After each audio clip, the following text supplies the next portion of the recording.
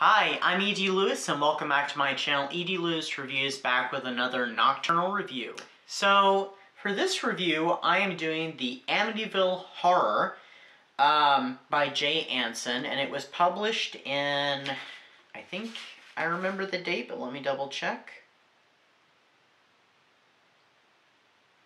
1977. I was going to say 1976. So it was published in 1977, and this is an edition actually from 1978, from the year after.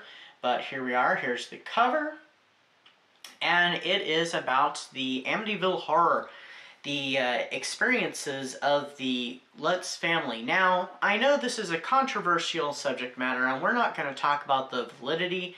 I'm going to say that this is an alleged haunting. Some say hoax, some say true, some say stuff was exaggerated and overplayed, sensationalized. I have my own theories, but I don't think we're going to share those here. We're not looking at that. What we're looking at is the book itself and the story. So, in late 1975, the Lutz family stumble upon this beautiful colonial home in Amityville, New York, called High Hopes, and Amityville in Long Island of New York, and it's for a great price, and they ultimately take it. They are told, though, that this home, about a year earlier, had been the scene of a dreadful murder, as Ronald DeFeo Jr. had murdered his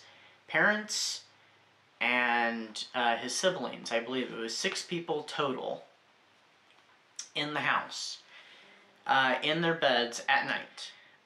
Anyway, back to 1975, the family move in to the house, which is Kathy Lutz and her relatively new husband, George, along with Kathy's 3 children, 2 boys and a girl.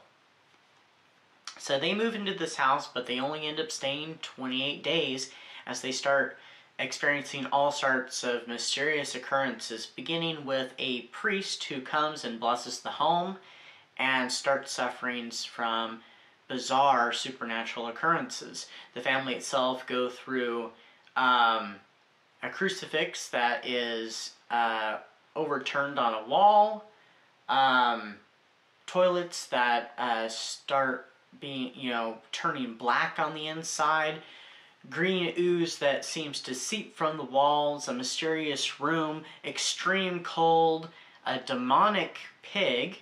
Its name is Jody and befriended by one of the children, and so on and so forth. There's so many things that happen in this house, and it's just crazy. I feel like that I definitely would have been out of there probably in 28 days or less if I had experienced it, though I would have been very curious about it myself and maybe even tried to investigate things, which the family does do some investigation, at least so it's claimed. So that is the story in a nutshell, and so the book tells their claimed experiences in the house. Now, I mean, this would be enough to frighten anybody. If anybody went through any kind of version of this, even if it was exaggerated for the book and sensationalized, still it'd be a freaky living situation, even in a tamed down version of all this. So the book, so they fled from the house and the book was published. There were some paranormal investigators that came in and they gave their findings, including one, Hans Holzer, who of course was very famous paranormal investigator and parapsychologist, and some other noteworthy people, as well as investigator reporters as well. What did I rate this book? I'm thinking that I rated this about a 4-star. If I am wrong, I will put it up a correction, but I think I did 4 stars anyway. It was kind of a freaky read. It was definitely bizarre. Whether it's true, untrue, partially true, it's still a freaky story regardless, and definitely spooky and perfect for this time of year, especially since it deals with ghosts and quote-unquote demonic forces. I will say this. I know I wasn't going to say anything about my beliefs. I do believe in the supernatural and stuff, but so I am a believer in ghosts and such things as that, but I am also a skeptic. I do have an opinion about this story, but I don't think I'm going to share it here. I suppose if you'd like to, there are ways to get a hold of me, especially in social media, and we can talk about it privately. I've actually talked about this with Elizabeth Sagewood when I reviewed it, and she actually recommended on her video a very good documentary. I think it was called The Real Amityville Horror. It's available actually here on YouTube. You can check it out. There's another great documentary that I've seen. It's called My Amityville Horror. And it's about one of the boys and his experiences and kind of the aftermath of it. So if you're interested in the story, you can take a look at both those. Unfortunately, My Amityville Horror is not here on YouTube. You'll have to go look for it elsewhere. I actually have the DVD of it. There was a movie that came out in 1979 that starred Margot Kidder and was it James Brolin? I think it was James Brolin. Or was it John? No, I'm pretty sure it was James Brolin. Yeah, it was James Brolin.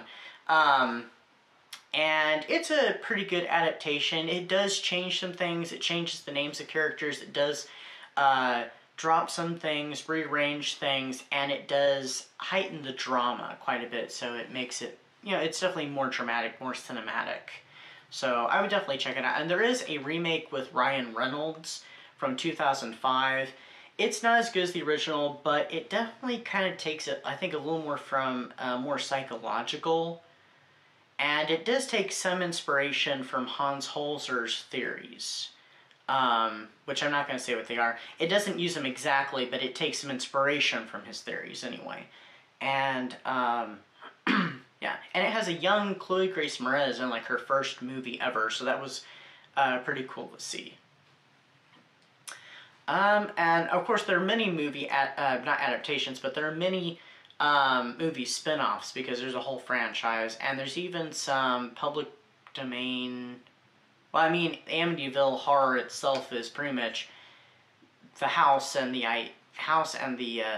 story is kind of in the public domain, I think, especially since all these independent films have been made throughout the years, especially since, like, around 2011, there's been dozens of them made that are not associated with the franchise itself.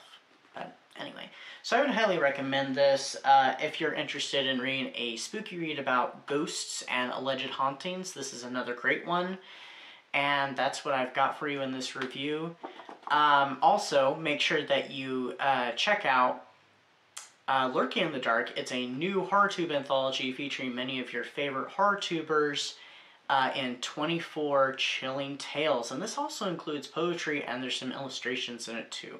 So do check it out. It's a great read for Halloween, and you get to help support some of your favorite HorrorTubers and the writings, and all the proceeds go to First Book, a charity. And it's available in paperback and Kindle. So that's what I've got for you for this video. Stay spooky, stay safe, and I'll see you next time. Bye-bye.